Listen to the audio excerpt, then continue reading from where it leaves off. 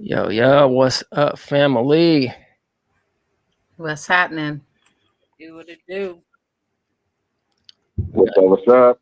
got everybody in the building tonight. About to go in on this AB105. See what it is, what it's about, and what it do. But first, in the news.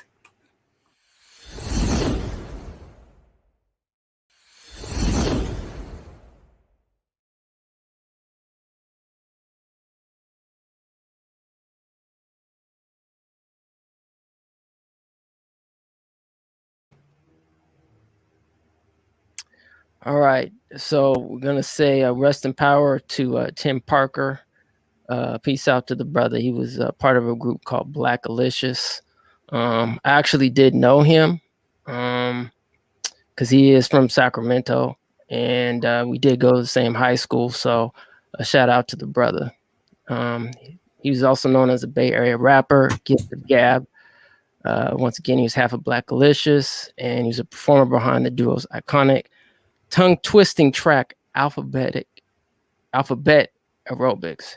Once again, he was 50. He was born Timothy Jerome Parker, the longtime collaborator of DJ Chief Excel. Was reportedly diagnosed with kidney failure in 2014 and received a kidney transplant in January 2020 at the close of Blackalicious' most recent tour, according to Rolling Stone. So I wanted to give ashe to the brother. May he rest in power. May he rest in peace with the ancestors. And, I'm sure he's doing his gift to gab right now in the afterlife, man. So peace to Tim. Rest in power. Okay, let's see. International news. Apple Daily editorial writer arrested at Hong Kong's airport. Hong Kong media says an editorial writer of now defunct pro-democracy newspaper Apple Daily was arrested at the airport while attempting to leave the city. Hong Kong, an editorial writer for the now defunct Hong Kong pro-democracy newspaper Apple Daily, was arrested at the airport on Sunday night while attempting to leave the city, local media reported. Local newspaper South China Morning Post and online news outlet Citizen News cited unidentified sources saying that editorial writer Feng Hua Kong was arrested on suspicion of foreign collusion to endanger national security. Feng was believed to be leaving for Britain when he was arrested. Local media reported police say they arrested a 57-year-old man at the airport Sunday night under the national security law, but did not identify him. He is the second editorial writer at Apple Daily to be arrested and the seventh person to be arrested at the paper in 2 weeks. So far, the 7 arrested are either journalists or executives of Apple Daily, a Hong Kong authorities crackdown on dissent and semi-autonomous city, arresting most of the city's prominent pro-democracy figures and revamping Hong Kong's election laws to keep opposition voices out of the legislature. The Hong Kong Journalists Association condemned police for targeting journalists. Sounds like it's getting serious, cracking down on democracy.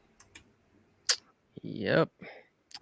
Biden orders airstrikes on Iran-backed militias near Iraq-Syria border in response to UAV attacks. President Joe Biden ordered airstrikes this weekend on Iran-backed militias near the Iraq-Syria border in response to unmanned aerial vehicle attacks, that's UAV, according to Pentagon Press Secretary John Kirby. Quote, at President Biden's direction, U.S. military forces earlier this evening conducted defensive precision airstrikes against facilities used by Iran-backed militia groups in the Iraq-Syria border region, Kirby said in a statement Sunday. The targets were selected because these facilities are utilized by Iran-backed militias that are engaged in unmanned aerial vehicle attacks against U.S. personnel and facilities in Iraq. Kirby said the U.S. acted within its legal rights and said the airstrikes were a matter of self-defense. The strikes were both necessary to address the threat and appropriately limited in scope. Kirby's statement said, as a matter of domestic law, the president took this action pursuant to his Article 2 authority to protest U.S. personnel. To protect U.S. personnel in Iraq. Okay. Record-breaking heat delays U.S. trials, Eugene, Oregon, June 27th. Competition at the U.S. Olympic trials in Eugene, Oregon was suspended on Sunday after temperatures topped 109 degrees Fahrenheit. Officials said the hottest ever recorded in the town. Events on the final day of the U.S. selection meeting for Tokyo Olympics were scheduled to resume at 8:30 p.m. local time. A historic heat wave rippled through U.S. Pacific Northwest this weekend, and National Weather Service said on Sunday it would likely be one of the most extreme and prolonged heat waves that has ever been recorded in that area.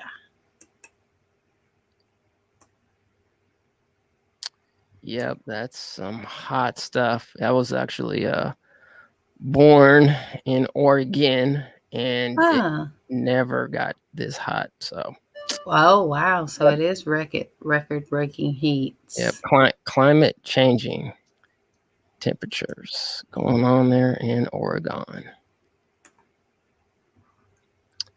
Gwen Berry turns away from flag during U.S. anthem at Olympic trials. A U.S. track and field athlete and anti-racism activist turned her back from the American flag during a medal ceremony at the Olympic trials in Oregon on Saturday. Gwen Berry, who had finished third in the hammer throw, described the situation in the U.S. track and field trials as a, quote, setup. I feel like it was a setup and they did it on purpose, Berry said. I was, to be honest. During the playing of the anthem, which had been occurring once a day during the trials, Berry placed her hand on her hip, turned away, and draped her t-shirt, which read, quote, activist athlete, over her head. My purpose and my mission is bigger than sports, Berry said. I'm here to represent those who died due to systemic racism. That's the important part. That's why I'm going. That's why I'm here today. With her third place finish, Berry is set to compete at the Tokyo Olympics next month. USA track and field spokeswoman Susan Hazard said the national anthem was scheduled to play at 5:20 p.m. today. We didn't wait until the athletes were on the podium for the hammer throw awards. The national anthem is played every day according to a previously published schedule. On Saturday, the music started at 5:25. Deanna Price, the winner of the hammer throw, offered support to her Olympic teammate. I think people should say whatever they want to say. I'm proud of her, Price said. The women's hammer throw at this year's Summer Games is scheduled to begin August 1st. It's good for Gwen Berry. Looks like she has a fellow athletic ally. Yes, I was reading some about this. Some comments were saying, if you don't want to represent America or you don't like America, why are you even on the Olympic team? But then another comment said, I wouldn't have minded if she had kneeled for the flag, but turning her back was disrespectful. So I guess now kneeling is okay. So progress, right? Progress. All right. In the news.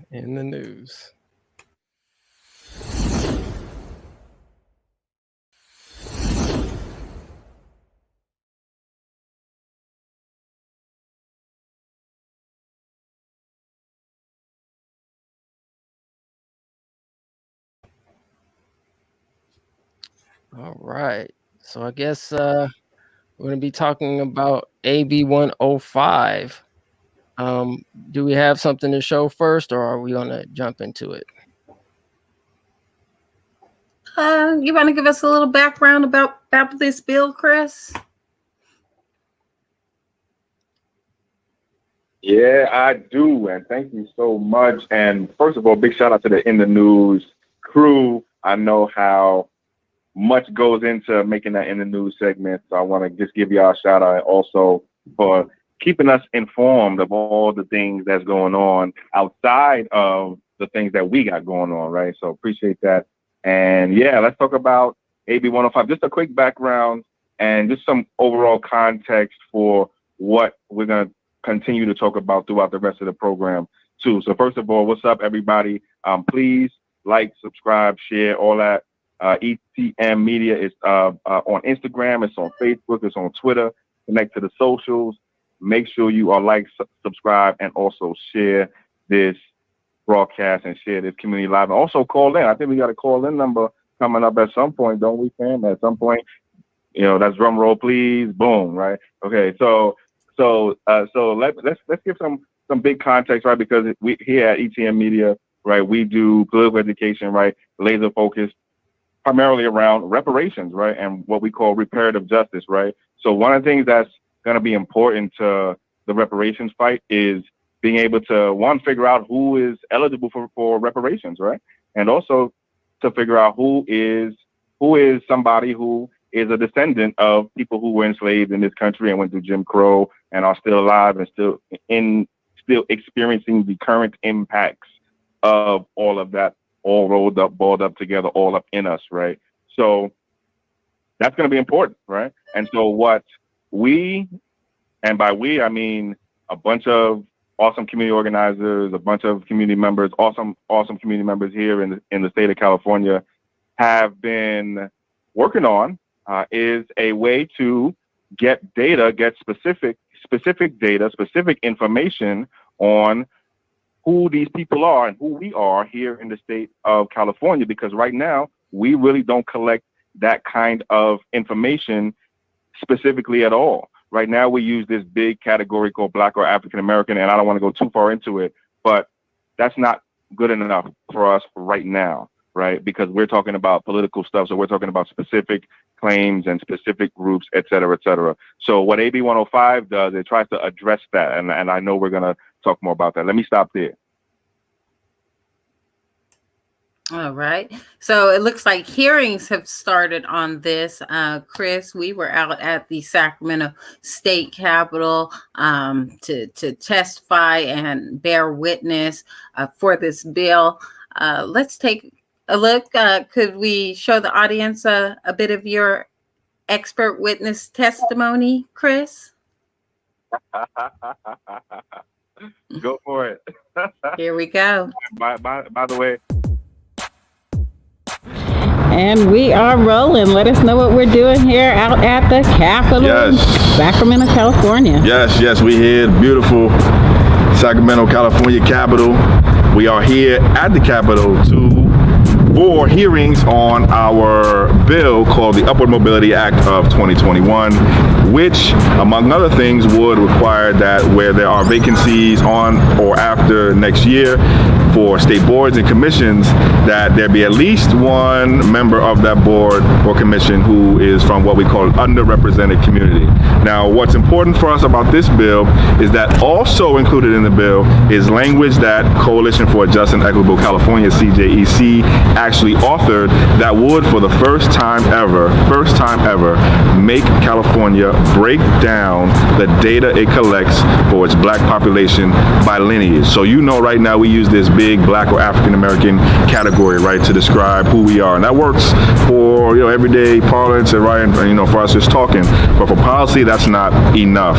We need to break that category down because it's very, very broad, right? And we need to talk about specifically Blacks from the USA, right? Blacks who descend from U.S. slavery, Blacks who come from our Caribbean countries, Blacks who come from our African countries, right? Our community is not a monolith, so we need to make sure we're getting good, clear data on the specific needs of our community, so that way we can design good, effective strategies to get good and effective outcomes, right?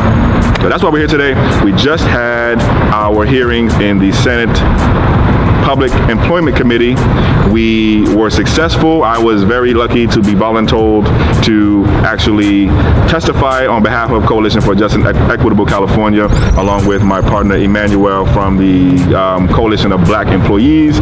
We were successful today. This is a big accomplishment because we got the bill passed out of the Senate's Public Employment Committee, and we're on our way now to the Senate Judiciary Committee. So this is a big deal, big win, great day, and yeah, here we are.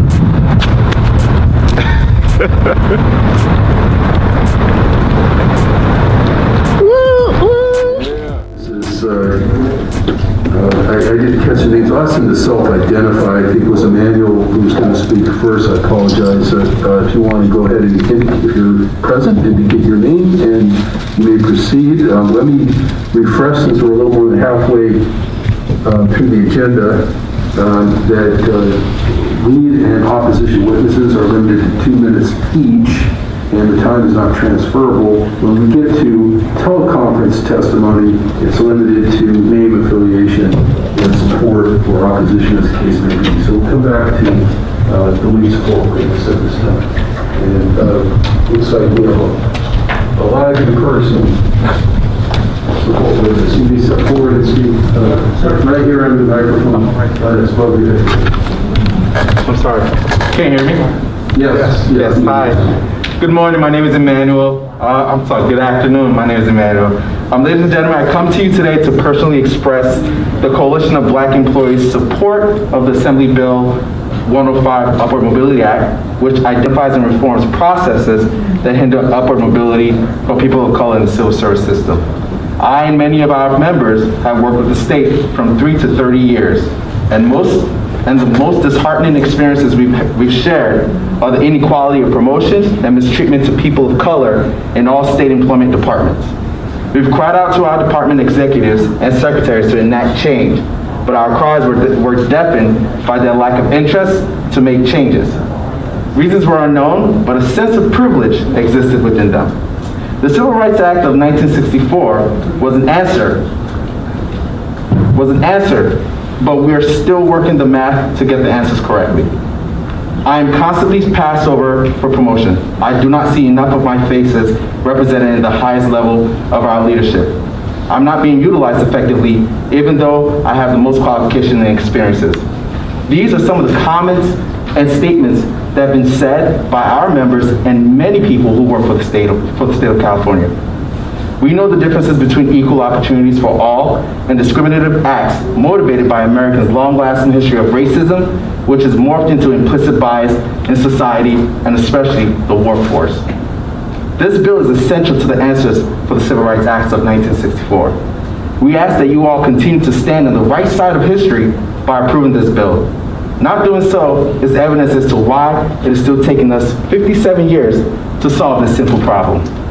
This is one of many steps to establish equity for people of color. Thank you. Thank you for your testimony. And see there's witness coming forward, and this is also one of the 2 lead witnesses. Thank you. And you please state the name for the record. We appreciate it. Thank you. Yes, sir. Christopher Lodson, Coalition for Just and Equitable California. Good afternoon, Senators. Thank you for the chance to speak and urge your support for the Upward Mobility Act of 2021, or UMA 2021. My name is Chris Lodson, again, of the Coalition for Just and Equitable California. Your support for the 2021 UMA is necessary to ensure upward mobility and confront racial inequity in our state. Before going any further, I'd actually like to say hi to my mom, Tanya, who's watching live today. And that's not just because I, like all of us, want to make our moms proud. My mom is actually a big part of what we're going to talk about today. My mom may not remember, but she once told me that she chose my name, Chris, and those of my siblings, Brian, Andrew, Dylan, and Erica, not just because she liked those names, but to hide our race on job applications. Think about that. She wanted to protect me as an African American who descends from U.S. slavery from the current impacts of the legacy the legacy of slavery, which include employment discrimination. She had reason to be worried. She knew what our best, most recent evidence tells us. that job discrimination against African Americans is as bad now as it was when she was growing up, that half of all African Americans born poor are still poor by age 40, and that a full 70% of African American children born into the middle class will fall out of the middle class as adults. So she protected me. Never should any mother, any family in our state have to make such a decision. Currently, it's the policy of our state that the composition of boards and commissions be broadly reflective of the general public, including minorities and women, and based on merit and fitness. Last year's AB 979 requires diversity on California's corporate boards. It's time for our state to step up as well. By voting in favor of the 2021 UMA, you have a chance to make sure that at least as it concerns state boards and commissions, no one has to make the same choice that my mom made for me. You also have a chance to make sure that there is oversight and measurement of progress. The 2021 UMA requires data for different Black or African American subgroups to be disaggregated, similar to what we do now for our API brothers and sisters. Better, more clear data on the different needs of our communities means more effective strategies that save and improve lives. I urge your support for the 2021 UMA. Thank you. Okay, thank you. That should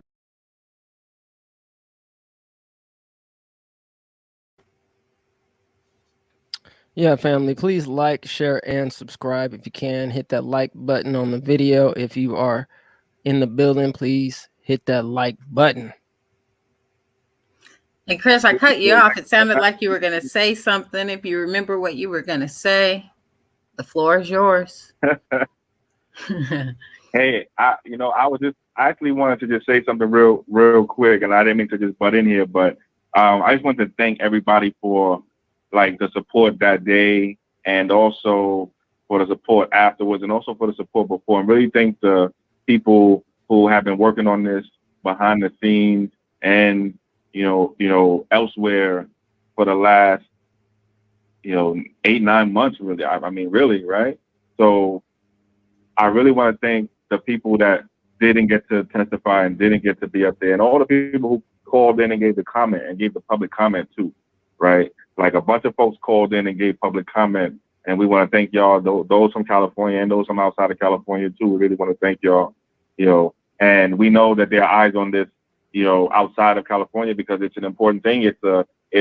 I think if it's not the first kind of thing like this, I think it's the first thing like this. If it's not, it's a close tie, because I know our brothers and sisters in Connecticut have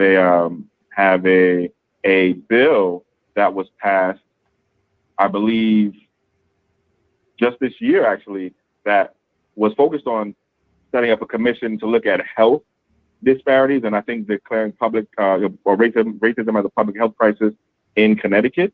And I want to give a shout out to the Connecticut family for pushing hard on that, because what they got in that bill was also language that required this commission to look specifically at the health condition of Black folks who descend from U.S. chattel slavery, right? So, yeah, awesome stuff.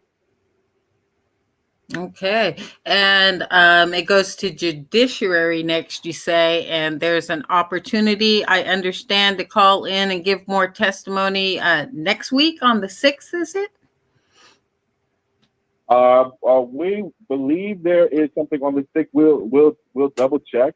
But we're definitely always working and always looking to organize and to bring in and help, bring in new voices and really the community's voice, right? So there's definitely more coming on this bill. It's definitely going to the judiciary next, if we're not mistaken. And yeah, next week, there is some action going on next week. So yeah, we will absolutely be there, and there may also be another testimony opportunity too. We're still waiting on that for the shoe to drop too, so look out for information on that too, and stay tuned to ETM Media, right? Because that's where you're going to get the info, right? And also stay tuned to ARCC, right? American Redress Coalition of California, right? On all the socials, and also CJEC, Coalition for Just and Equitable California, on all the socials as well. Okay, absolutely. So let's see what we have here. What's this we're looking at, Umoya? Well, it looks like this bill was introduced by member Holden and said Assembly member Cooper. And this is basically the title of the Assembly bill, which Chris mentioned, Assembly Bill number 105. All right. Yeah, and let's actually take a moment here, if we could. Sorry, Sam. So just also, while we're doing the thanks, all right, to thank Mr. Holden, right? Senator Holden, right? Also thank his staff, right? Thank I believe his member Cooper as well. Thank both members and thank their staff as well, because they are really people who think and agree that the better we collect data, the better it is for all of us, right? And collecting better data is actually one of the things we're going to have to do, not just to do the things that we talked about to start with respect to like reparations, right? But also like just for every other like thing in our lives, right? We want the best information as possible. So I'll definitely thank the two members and also thank their staffs for really, really believing in us and really, and thank them. And we thank them for their part and like part of the bill too, right? Like we're not, like we do think, right, what they're trying to do with the broader part of the bill is noble and good. And what we're doing supports that kind of effort, and also a lot of other things that are going on too, right? And so like this just demonstrates like almost immediately how useful something like this is, right? Because automatically it's useful, right? And we're going to be able to know things and learn things and then take better actions based on the information that we get. Sounds good. All right, should we start getting busy on the bill?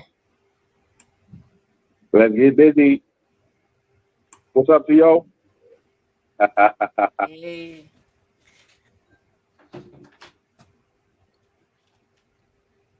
So let's see here. So let's go through it. Which area did you want to touch on here?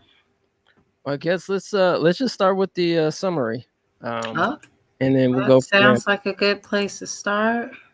And then Chris could, that was the title card, so it's pretty much the same information as it was on the other one. So I guess let's go to the next slide.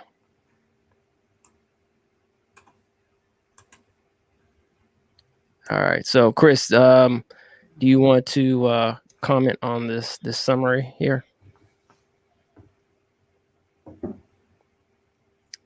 Yes, I do. All right. Well, the first thing I want to say is that this bill is very technical. Okay, so for everybody that's listening, right? The idea here is not to read you through the technical legalese of this bill, because we want to stay awake too, right? So we want to pull out the big things that this bill does, right?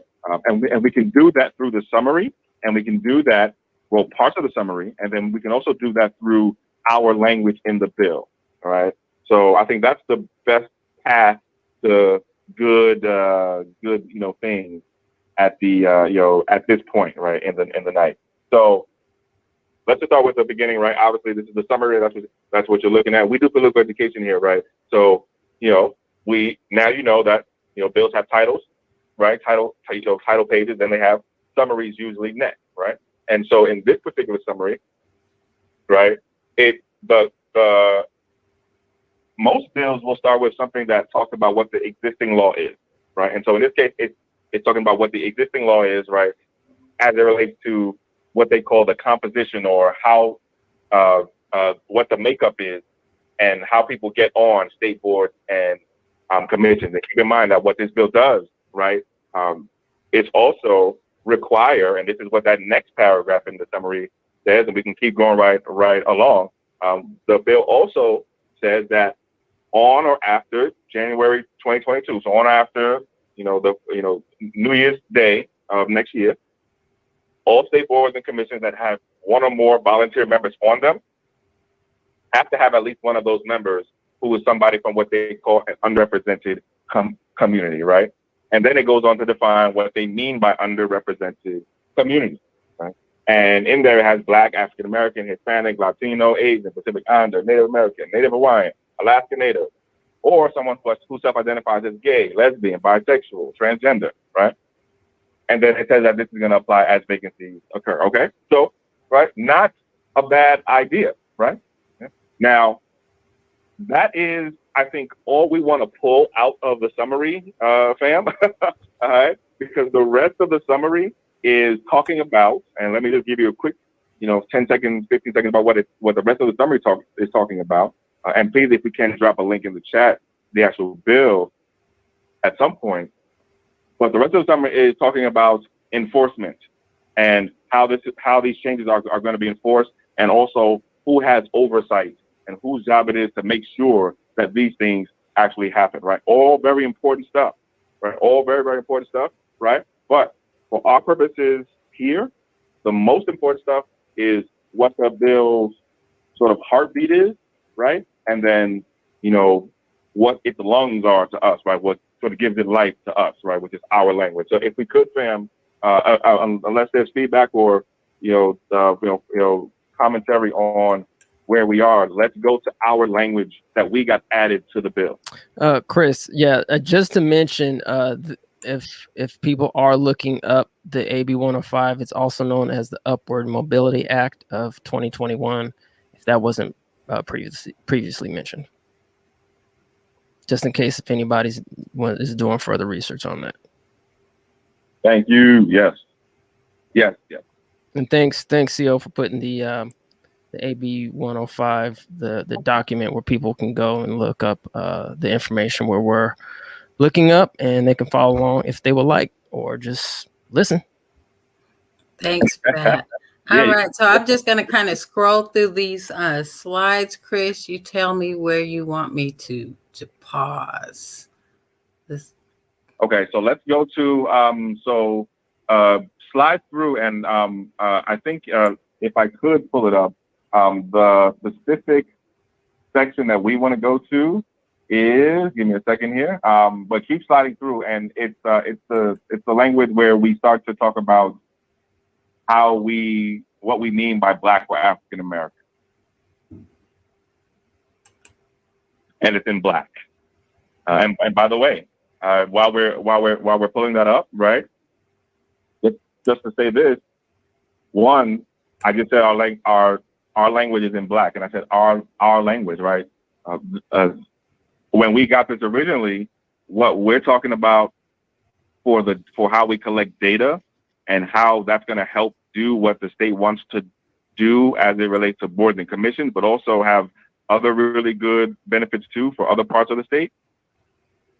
That is new to the bill. We, and by we I mean the amazing people who have been working on this for so long, had that and asked for that and worked for that to be added into the bill, and we were successful at that time. So again, I do want to give those folks a shout out for that accomplishment. And yeah, our stuff is now in Black. Okay? So when it's Black, it's right.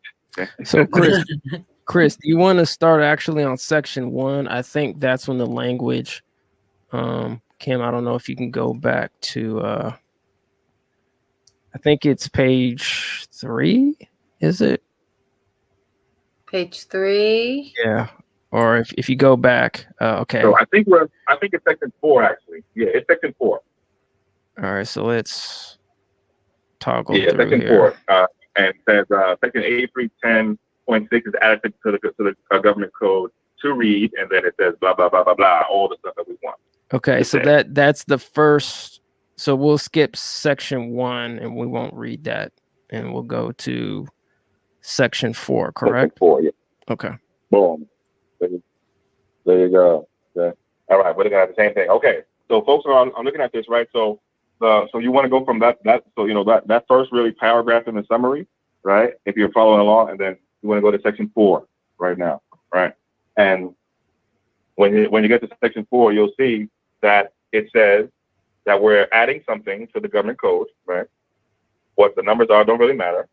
And here's what is added, right? And it says that a state agency, okay, a board or commission that either directly or by some contract collects demographic information data as to the ancestry or ethnic origin of Californians, right, shall use, and shall is important. Shall means must in legal world. Okay, may means might or could. Okay? Shall means must. Right? So shall use separate collection categories and tabulations for the following. Okay, so it's saying, hey, when the state of California is and its agencies and boards and commissions are collecting demographic information, right, on Californians, which it does, right? It looks at data for like housing and for education and labor in this case, right? Specifically, right? Public hiring, right? All that good stuff, right? That the state, the agencies, boards, and commissions have to do separate things for the following, right? African Americans who are descendants of persons enslaved in the United States, and African Americans who are not descendants of persons enslaved in the United States, including but not limited to. And then there are these broader categories to capture and to collect information for our friends and brothers and sisters in our diaspora community, right? Our African Black brothers and sisters, right? Our Caribbean Black brothers and sisters, right? Our brothers and sisters who are Black and from Latin America, right? That have African heritage, right? And African roots and transatlantic slave trade roots, right? Right. Our brothers and sisters, they have their own cultures, they have their own nation, they have their own identities. We love and respect that.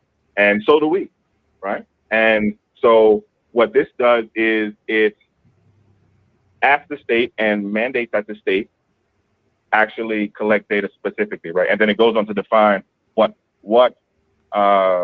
specifically we mean in some of these categories. So let me stop here and pause here before we keep going and get too into the thick of it. But that's a lot right there. Yeah, that's really big, family. To disaggregate, people who actually have been enslaved in this country, to our brothers and sisters from the continent, especially here in California and across the nation. And hopefully we can use this blueprint and go across the country with this, because this is big, man. Shout out to all the advocates like yourself, Chris, for pushing it through. And this is big. Shout out to you, man. Yeah, shout out to everybody who's been, putting in work, because we really haven't had this particular type of political education and advocacy, especially when it comes to us as Black people here in America. So this is monumental, man. I mean, outside of AB 3121 here in California, specifically for Black people, this is something that's going to be pivotal. Yeah. So Chris, definitely want to hear other thoughts on that, please. CEO Kim, I really want to get what y'all think too. Yeah, for the some folks who haven't had the chance to go through the bill yet or such, I've got a couple questions that popped up on my personal joint, and one of the questions were, is this going to be, if this passes, we heard you talk about the word shall, meaning it has to happen. Does that has to happen with every single solitary California state government entity that's collecting this data? Do they need to opt in? Is this for volunteer commissions? Like, who exactly or how encompassing is this? Right. No, great question. Man, we got some smart people out here, man. Great question. So I want to separate the answer into two small pieces. One, I would say the heart of the bill does is it says on state boards and commissions after New Year's Day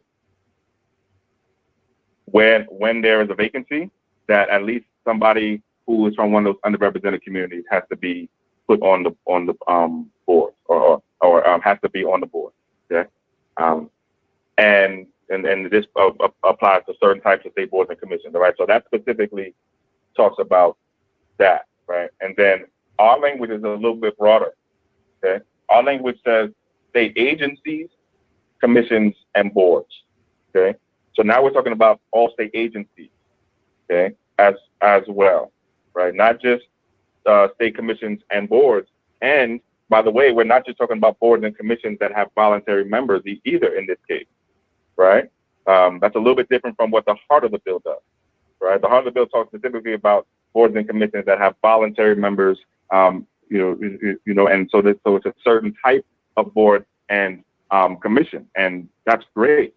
And what ours says is, as we're collecting data, we just want to break this category down and to be more specific and be more clear, because to be honest, we are a specific group of people, right? Like, we are a specific group of people, right? We are a amazing, miraculous people that come from, some heroes, and, just amazing people, right? And we are a specific group of people. And yes, we are part of a larger Black family. Absolutely. We are one part of a larger Black family, if you ask me. And that's great. But we are a specific part of that family, right? And so what this is saying is, hey, now's the time to recognize that. And that's better for all of us. And so I hope that answered the question. There's no, to the opt-in part, there's no ability to opt out in this case, because it's saying that you shall, you must, as you're already collecting data, just break this category down. Okay. Got it. Okay. Like and at what point in the process will, a name be selected, or what we'll be looking for as part of this aggregation effort? That come much later? That come once it's all said and done? Yeah, great question. Again, we got the smartest people in the world, right here in our community. So, by the way, folks, like, share, subscribe, all that, right? ETM Media, right? Who else is bringing you this fire, dope, political work for you right before you go to bed? So great question, right? So there's a couple things to think about. One, I think we were pretty smart in the way that we worked on this, to focus less on the label and more on the description. Okay. So it was, I think we were more concerned about, and there are others who worked on this too. So there may be a variety of opinion on this, but my sense was that we were more concerned about who it was we were talking about and how we define that, as opposed to what name or what label you chose for them, right? As long as the label is descriptive, enough, right? So I think that was the overall sense, right? Now I'm gonna answer the question actually by going back to the bill, because that is actually what we're gonna talk about next, actually, in the bill. And so thanks, Kim. I think you may have led, that was intentional, right? As you led me there. So good segue. All right, let's get to it. Right on. Yeah. So we're still in section 4, right? And we stopped at, the part about, break this data down between, Black folks or African Americans who are descendants of persons enslaved in the U.S. and Black folks, African Americans who are not, right? And then also break that not down into, its own respected specific categories too, right? And then now we're gonna go, and there's a little bit here in the middle. If you see section 4B there, right? It talks about that that this needs to be on all of the reports that this information is coming out on after January 2022, right? So like all the reports after January 2022 should be reflecting all this new stuff that we're looking for, right? So like in the reports, we should look and be able to say, okay, is there a category like this, right?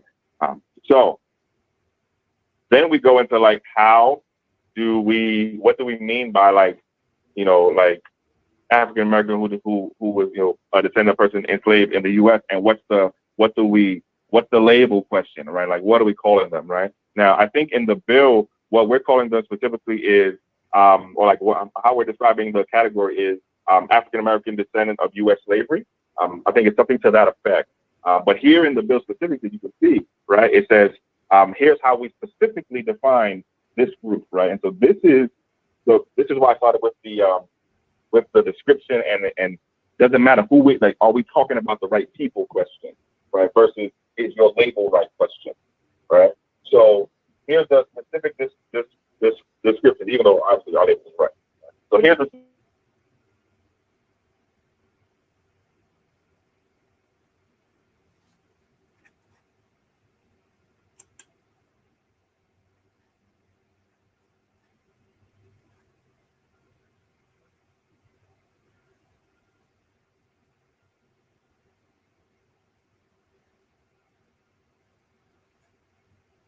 state, right? And so that's us, right? That's us. And then for the other categories, African Black, it goes on to list a bunch of countries from which our African Black brothers and sisters may have immigrated from, right? And then it goes on to do the same thing for Caribbean Black. So specific answer to your question is, I think in the bill, we talk about African American descendants of U.S. slavery or African American U.S. slavery descendants, right? Something to that effect. And then in the description, we're even more specific by defining it. And I said we would recognize that specific classification, right, and that specific description and criteria, because obviously that is from the work of Dr. William Verity Jr., right, from Here to Equality, where he proposes this as a specific criteria for determining and for figuring out who is someone who is a descendant of person enslaved in the U.S. who is Black. Long answer, but that's the answer.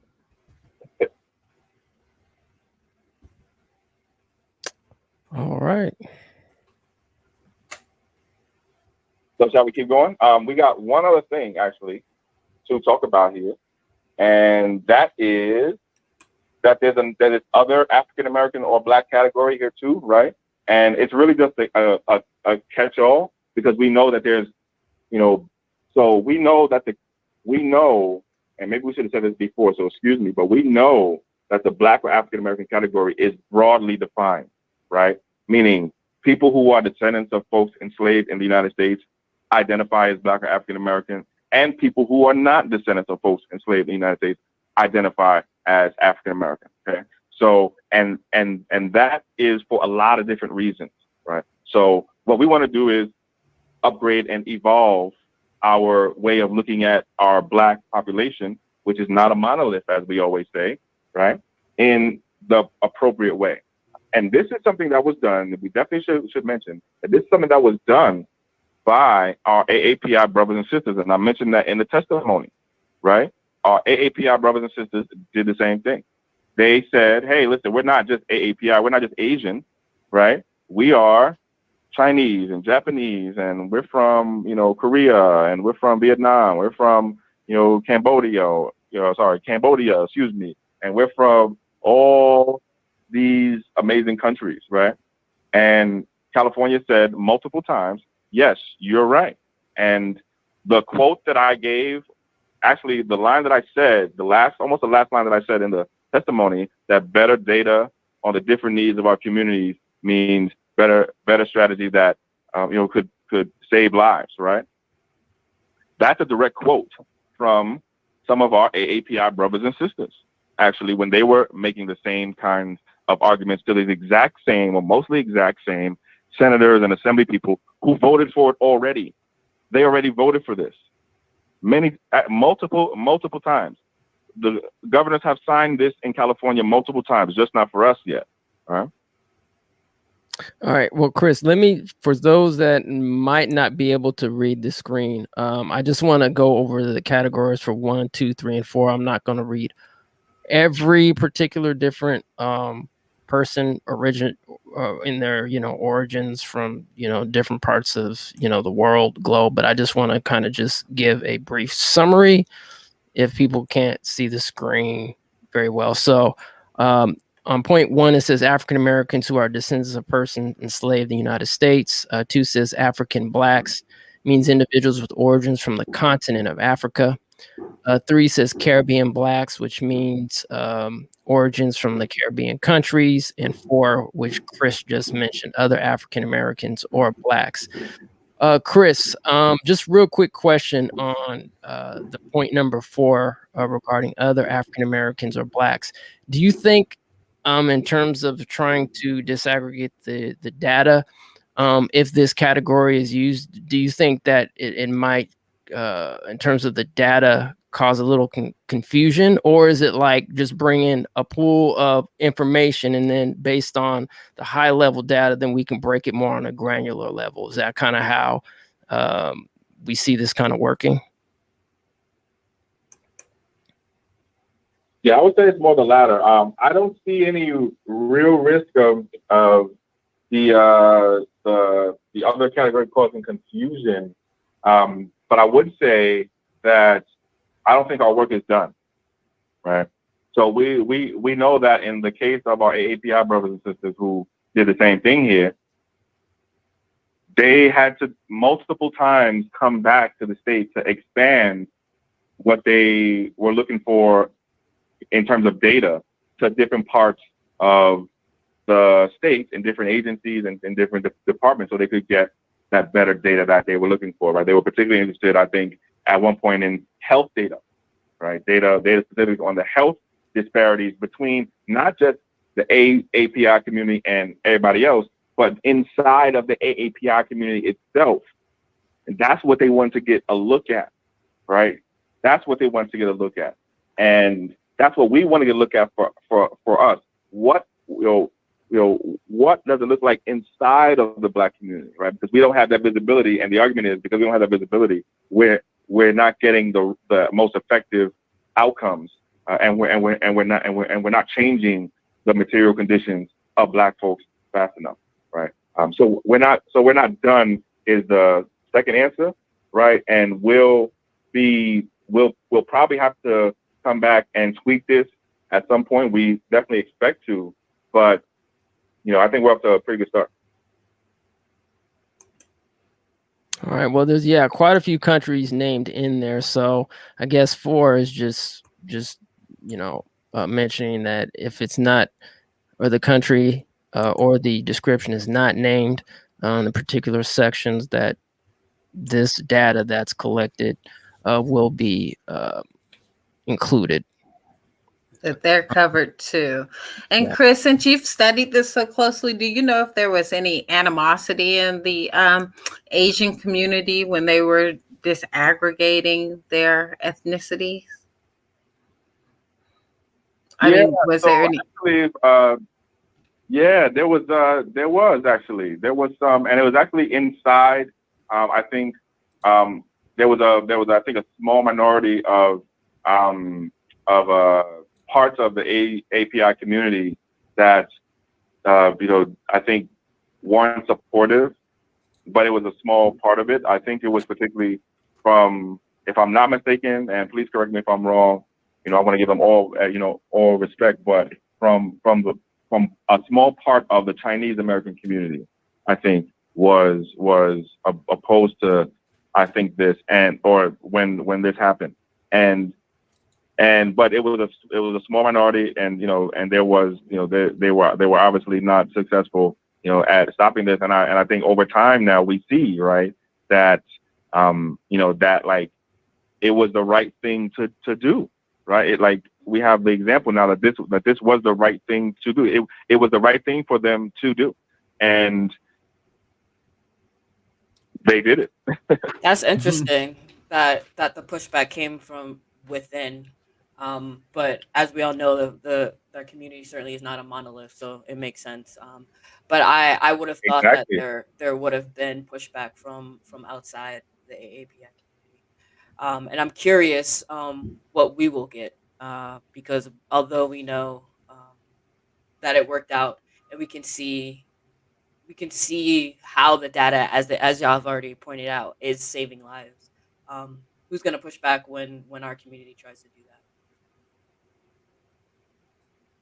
Yeah, and we'll be ready because we have, I think, really good arguments, and I think really good preparation. One, and I think we have the facts and the data on our side, and I think it's it's it's almost a no-brainer, actually, right? It's almost a no-brainer, and that's why almost everyone we've talked to about this, and almost everyone that we've shared these ideas with, agree with it. Think it's a good idea. Obviously, nothing is perfect, right? But everyone thinks it's a good step forward, and it's a step in the right direction. And yeah, and we've been successful so far, and I expect us to have continued success. And yeah, nothing is safe, right? Except doing nothing. Okay. Yeah. Facts. Yeah. And I know I've been using the descriptor Black Americans, and like my communications, it looks like for this purpose you stuck with African Americans that descend from slaves rather than Black. Is there a reason for that? Yeah, good question. Damn, y'all smart. So yeah, so there was actually pretty good discussion and deliberation on that over a period of time, actually, and there was also consultation with people who were legal experts, right, on like how we talk about groups in like the California law. So there was deliberation, there was talk, there was discussion, there was consultation, right? But we got some wise counsel, and so the thinking and the idea was and is that one, both Black and African American, to be honest with you, legally are synonymous, right? Almost right. Like the way the federal government defines it and the way California has been defining it too, right? It has one definition. So like technically, there's no difference in the legal definitions, right? At least in terms of how the for example, the U.S. Census, for example, defines Black or African American, right, as anyone having ancestry in one of the one of the racial groups of Africa, right? Very broadly, okay? And Black and African American fit that category there. So technically, legally, they're the same, right? But African American, obviously, right, has a lot of legal history behind it, and it's closer to, in the law, how you talk about the people who we're talking about. It's closer to, right? And so the idea was we want to put together the language in a certain way, in such a way that it's easily digestible for the already existing legal system, right? So that way we get to where we want to go faster, right? Without sacrificing really anything, right? Because both African American and Black technically are legally the same. And to be honest with you, Black folks use them interchangeably too, right? You got some Black folks who use African American more, some Black folks who use Black more, some Black folks use them 50-50. It depends on when you're talking, who you're talking to. So that was broadly the thinking, right? And we don't think, there wasn't much cost to doing that. And we think we're still pretty confident in how clear we are. All right. We're actually at the hour. How many slides do we have left? We got about one or two more. Is that right? So, I mean, really, we still on the language on these slides? Yeah, there's really nothing left in terms of our language. Again, the rest of the bill and other parts of the bill are also being amended and changed now too, right? So, but a lot of it is about enforcement, and also a lot of it is about making sure that we don't violate the California Constitution, right? Because we don't want to, and we can't actually violate the California Constitution, which says you can't do anything specifically for one group of people, meaning government can't spend no money specifically, on contracting and employment, for one specific group of people, right? Obviously, what we're trying to do in terms of data collection has nothing to do with that, right? But parts of the bill that talk about, hey, you need to have at least one underrepresented person, right? There were questions about whether or not that would touch the California Constitution, and I don't think it is, and I'm pretty sure the assembly members have worked really, really hard and been really, really successful at making sure it doesn't, right? So I don't think there's any problem there either. But yeah. All right. Before we go, Sia, was there another question? Yes. So this is Chris's the other good question that came through. This says in earlier sections of AB 105, it required volunteer commissions to have at least one form. Volunteer commissions to have at least one from a minority group. It doesn't specify a person from any one underrepresented group, just one from the list of minorities.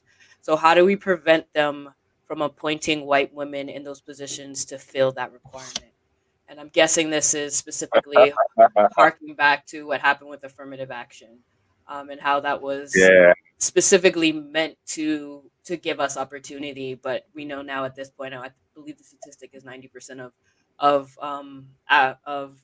these roles are seated by white women, because they are a quote unquote minority.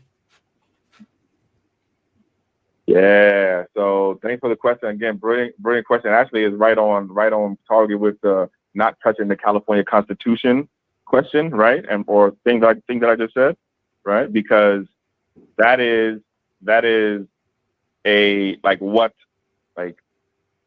to say that California has to pick a specific one group of people would violate the California Constitution. Okay.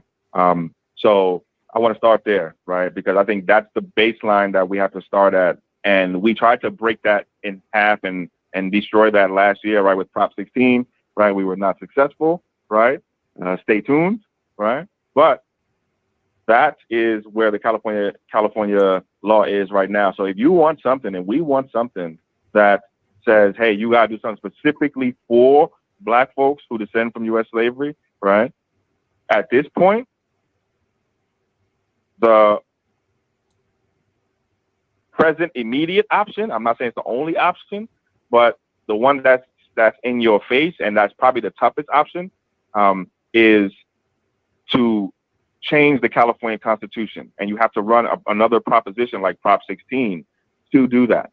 Okay. And you would have to run it different from Prop 16, because Prop 16 said, we want you to change that part of the Constitution. It didn't say, we want you to do something specifically for this one group. Right. So that's what has to happen for us to get something specifically for Black folks in the actual legal language, right?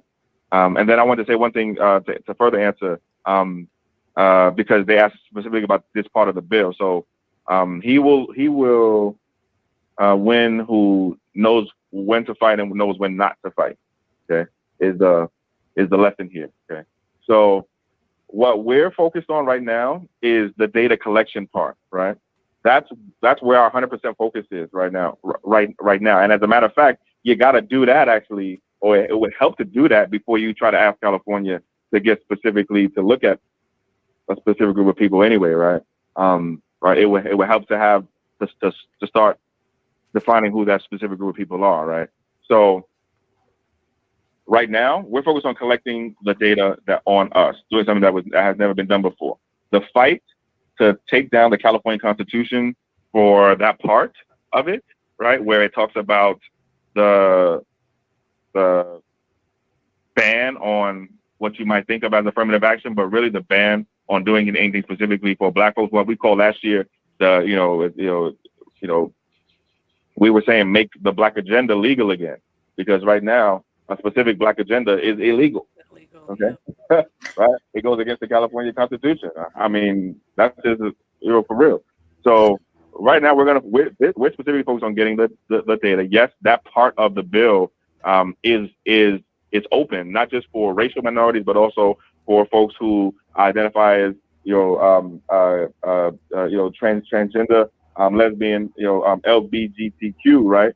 All love and respect, and also racial minorities as well. All love and respect to our other brothers and sisters too. So, Got it. So this feels we have like work to do to get to that part. I feel you. It feels like a multi-step approach. And going for that aggregated data will fuel and will give a good foundation for pushing and for showing why we should be able to have a Black agenda later on. I get it. Thank you. Yeah, you said all what I said, long-winded in one sentence. Exactly.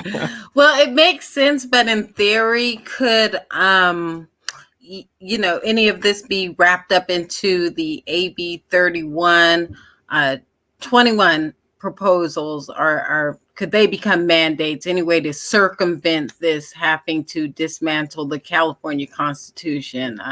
Could they say, as part of our reparations, you have to do this for Black people?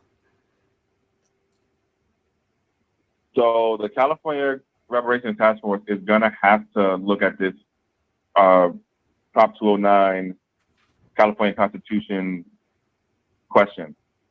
I think it is got to be a part of what it looks at, and I think it has got to be a part of what it gets feedback from the community on, right? Because we had the California public actually, and this is why actually, let's keep it real, y'all. 60% of California said we don't want to do nothing specifically for Black folks last year. Mm-hmm. All right, not just Black folks, but not just specifically for Black folks, but like, yeah, y'all, Everybody except straight white men.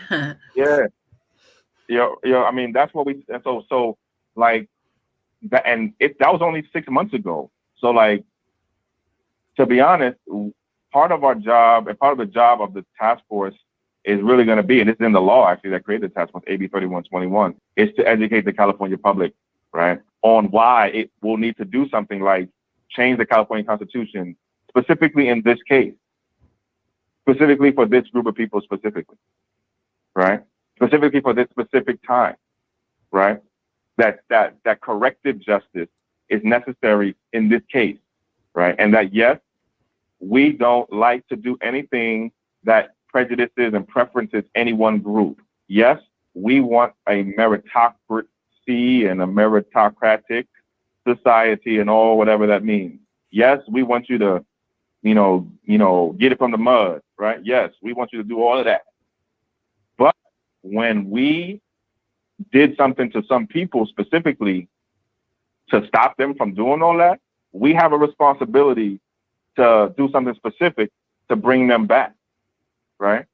And that's the argument. And 60% of California said no to, I don't think that argument last time, but they said no to something that they thought, that was wrong. But we are going to have to,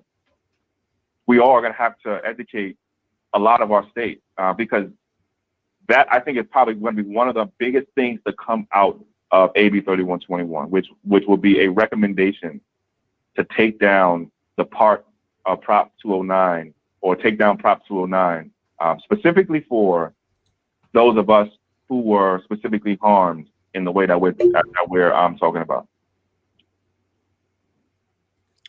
For sure, family. Well, we're a minute 10 over. Should we mention the program coming up this Thursday? Oh yeah, Or but yes. also actually, if I could real quick, while we just finished on the task force, and let's wrap this up. But hey, big announcement, big announcement. Right. The California Reparations Task Force July meeting has now been scheduled. Right, it's all over our social medias right now. Right, if you're signed up to the CJEC newsletter, right, you will have this newsletter in your email right now. But the task force has scheduled this July meeting for when? July 9th. Okay, 10 days from now. All right, all up on you. Okay, So July 9th, that's a Friday, I believe, 9 a.m., I believe. All the details are on the website. I believe we're going to have all this stuff on our website at some point too. So yeah, big announcement. And also, we have been working to obviously engage our community about the task force, and part of that is informing you. So we're letting you know right now, right, what's going on with the task force, right? But also, we have some ideas for how we think the task force should be engaging our community. I'm not going to go through all of them, obviously, but there are a lot of ideas, and what we are going to be doing and what we are doing is really trying to build some public support from those of you who are watching right now around some of those ideas, right? And it's really important to think about how should this task force be engaging you and talking to you as a community member, right? Should it be putting ads in local papers, right? Or, doing radio ads? Should it be putting up billboards, right? Should it be getting celebrities on social media to talk about it? Should it be running social media campaigns, doing outreach, to churches and faith communities, mosques and businesses and, schools, right? Youth groups, community groups. Should be holding public events and community meetings, town halls, right? Canvassing and just, door to door or at events, hosting forums, doing phone banking, mass text, hosting press conferences, doing online commenting, all kinds of amazing stuff, right? All kinds of ways, right? Commercials. Yeah, I think we just got another, idea in the chat, right? Yeah, commercials, right?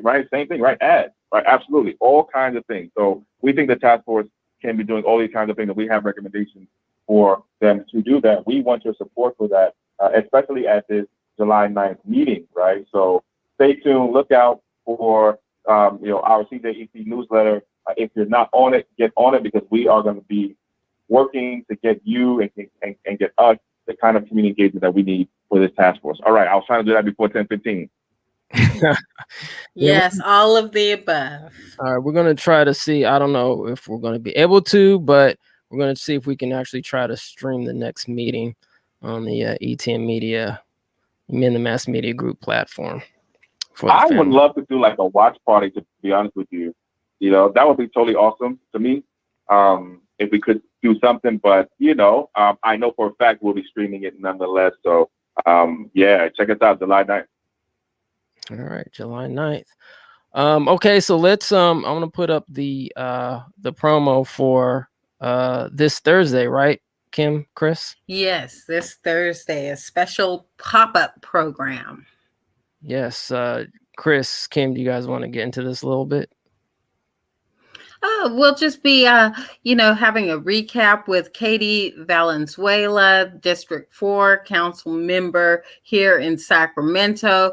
She did come on our platform before she took office, so we're just going to catch up with her to touch base and see how things are going out there in District 4, which is the midtown downtown area in Sacramento, California. So, yeah, going to get some updates.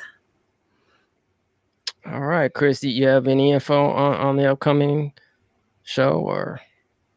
Yeah, man. And thanks, Kim. And by the way, Kim has been, just, ferocious, getting all these, political contacts and getting them on the show. So one, thank you, Kim. And also thank you to you, Moya, and obviously CEO as well. Really, really good to be, doing this kind of work, especially right now, right? We're doing like this continuous political work, right? Really getting this in the blood and the veins of our people, right? And the culture, right? That, hey, we're doing politics on a regular basis. This ain't no just 4 months before the election thing, right? So yeah, Thursday, 7:30 p.m. right here on ETM. We're doing a pop-up early community live, all right, with Katie Valenzuela, who is my district council person here in District 4. I live in Midtown Sacramento, so here in Midtown, and one of the 9 members of the Sacramento City Council, but really one of the 8 Sacramento City Council members, because one of the members is the mayor, right? So 8 plus 1 is 9. All right, so yeah, we got a bunch to talk about. I know we're going to talk about housing. I think we're going to be joined by Katie's chief of staff too, Michelle Valenzuela. Excuse me, not Michelle Valenzuela, Michelle Parasset. Excuse me, I'm combining 2 people's names.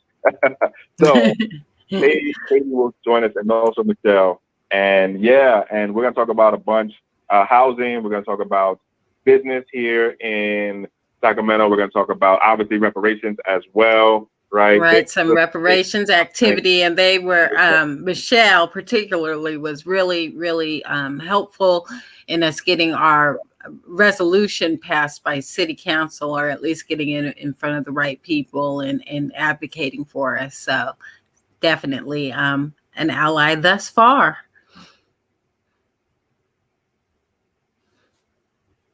Okay. So any parting words, anyone? Other than that, we will get on with our evening, but plan to tune in on Thursday, 7:30 p.m. Hit that bell for notifications. Night, y'all. Good night, fam. Peace.